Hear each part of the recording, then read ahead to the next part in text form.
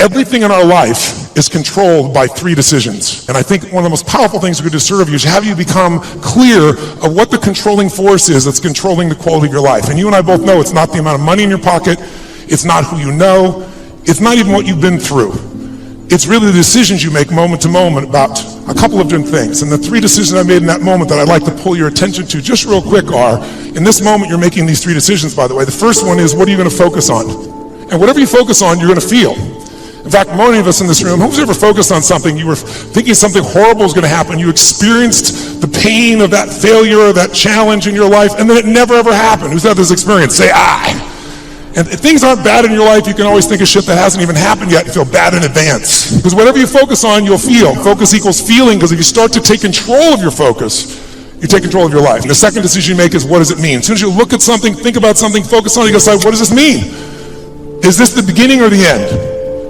Is this punishment and reward? Is God trying to hurt me or trying to challenge me? Or is this nothing to do with God? I was just being a lazy bastard. Right? The meanings we give to things control our life. If you think it's the end of a relationship, are you going to behave the same way as you think it's the beginning of a relationship? In the beginning of a relationship, when you're in totally in love with someone, what will you do for them? Tell me, what will you do? So when you have the meaning that this is the beginning of the relationship and this person's the most incredible thing and you will do what for them? What will you do? Anything. When you're in that place, you do anything in the beginning of a relationship. In the beginning of a relationship, if your partner said, would you take out the trash? But after about 7 days or 7 weeks or 7 months or 7 years or 70 years, one day someone said, would you take out the trash? You go, what do I look like? You're janitor. You go, what happened to our passion? I'll give you a clue.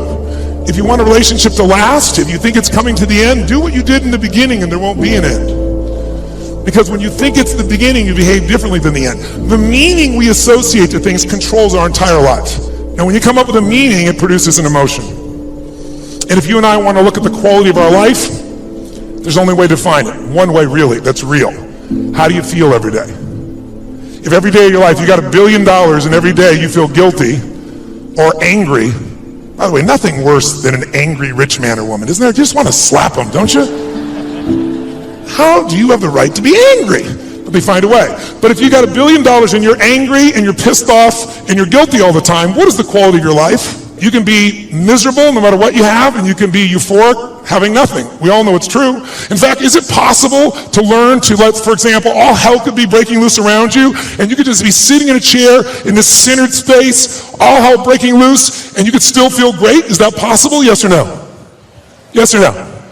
Sure, but you and I live in a Western culture where if you sit and bliss out, people come and take your furniture. So we have to be good at not only controlling the internal world, but our external world. And that's shaped by what we do. And what people do is based on their emotions and also their role models. So I thank you, Mark, and I thank all of you that are role models for people, where you show people that success does not mean taking, that success can mean truly growing and giving. That money, resources, and opportunity are things to be shared. They're things that are tools for a quality of life that you're able to enhance for people and for yourself and your family. Pretty beautiful thing. What does it take to develop a rich mindset? Since you've been both poor financially and rich financially, what do you think it takes to develop a rich mindset? You know, that is such a great question, because people don't understand how important that question is. People say to me, James, I need to make a quick $10,000 really fast. What should I do this weekend? That's not that's not a reasonable question, and there's no answer to that. But mindset is, and it almost sounds like cliche, so I'll get it more practical. But there's so many aspects of mindset, but you have to realize that money is not, how should I put this? Money is not something you get so you can spend it. Money is a symptom of having a good growth mindset, not a scarcity mindset.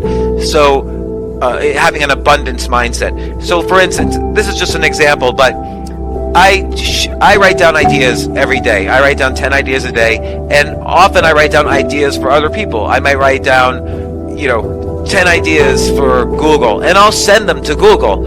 And as a result, I've been invited to visit, and I visited Google, Facebook, LinkedIn, Quora, Twitter. I visited all these companies because I share ideas with them.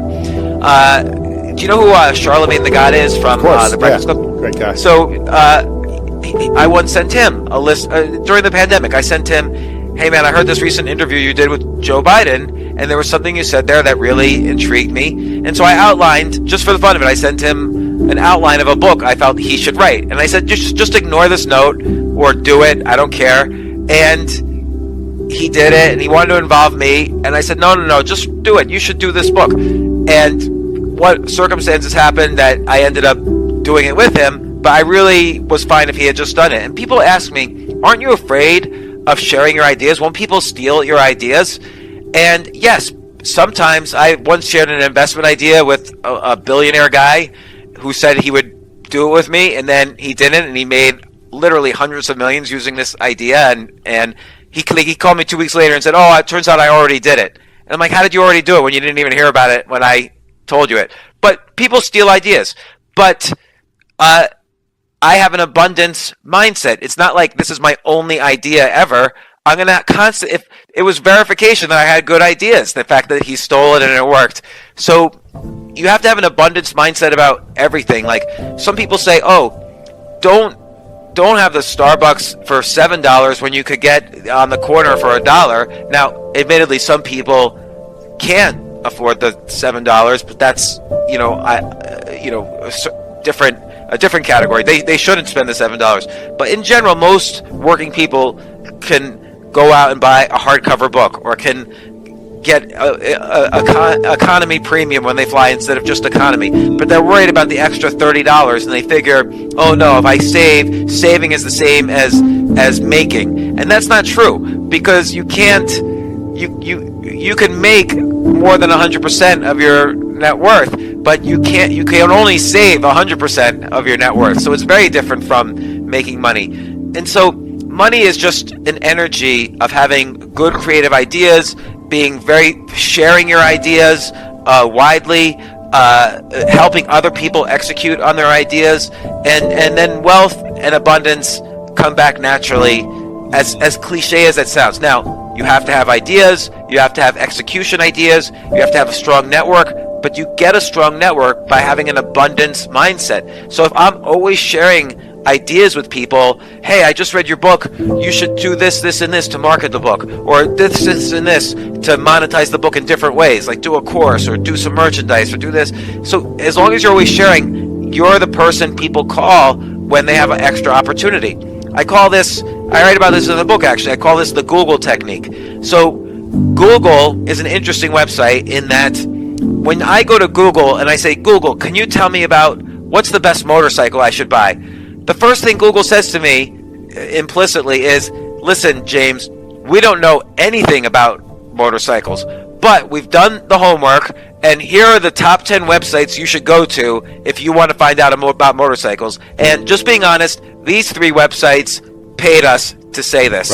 Right. And they measure success by how quickly people leave their website. But what website do you go back to when Google, what does this rash mean? Is it something I should worry about? Google's the place you go. Mm-hmm. So the Google technique, this has made Google, this one idea, this one concept has made Google $1.5 trillion value. As opposed to like, oh, we can't tell you about motorcycles unless you subscribe to us or whatever. So by sharing and sending people away from them, that's the best way to create value. So now you can do this technique individually. If someone says, hey, can you introduce me to someone who could be a co-founder of my company? Sure. Here's this person who's a good programmer. You don't need to pay me anything. Don't worry about it. You might not be worth $1.5 trillion using this technique, but you'll be worth something, because there's opportunities always flow back, and it's not woo-woo to say this. It's not like an energy thing, or a karma thing. It's just that's how abundance.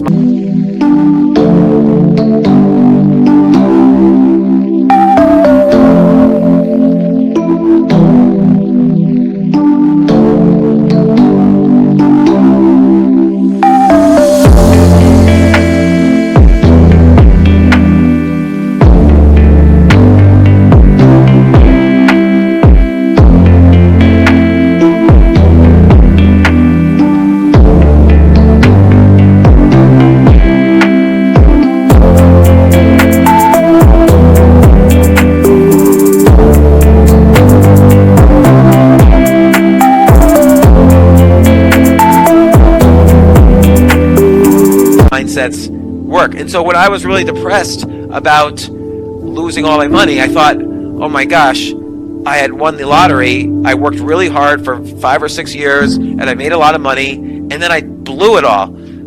I had to realize that I didn't win the lottery, that I didn't just get lucky, that I needed to just start coming up with ideas again and exercising my idea muscle.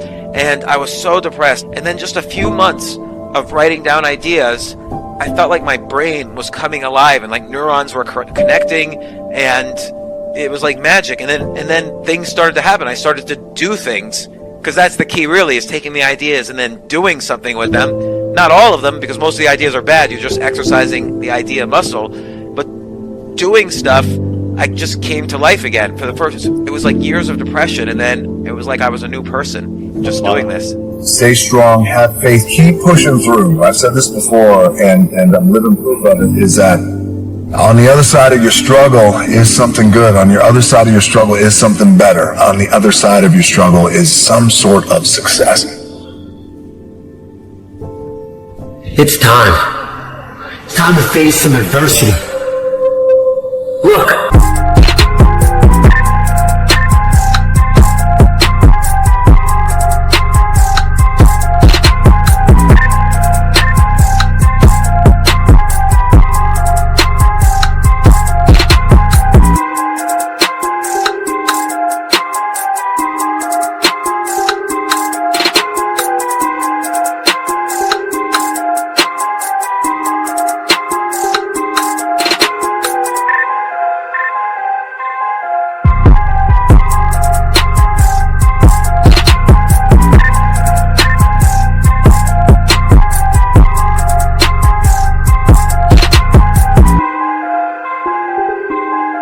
Look around you. You are here now, in the present time of greatness. I stand here, I look into your eyes, and I feel the spirit of a warrior. I feel the spirit of a gladiator. You have not come this far to come this far. You have not sacrificed the hours, days, weeks, months to taste defeat. You have the warrior spirit in your soul. You have the warrior mindset. And now they want to throw shade at you, but your shield deflected it. You tell them winning in progress over here, so please eliminate the negative vibe. It's time to remove them from your circle and find yourself a positive tribe. When you can realize that your worst days were truly your best days.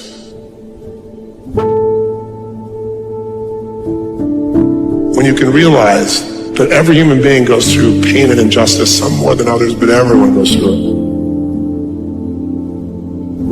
it. Everyone's had someone be completely unjust to them. Everyone has had someone hurt them who they loved and cared for deeply, or they trusted, or they looked to for support or love. It's part of how we grow.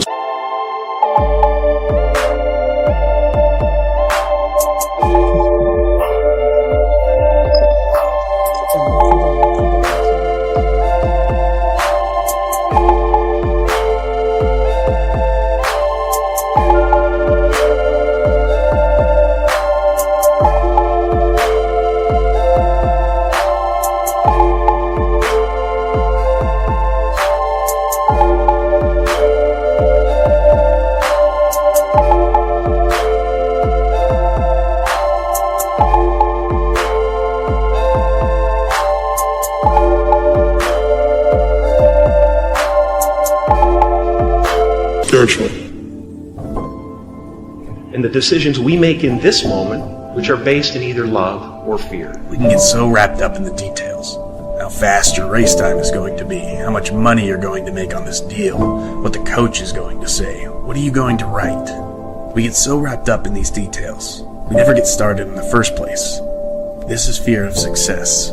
This is fear of not knowing, and this is called faith. Go where there's no path and leave a trail. Don't focus on the fear. The fear is going to be in the room anyway.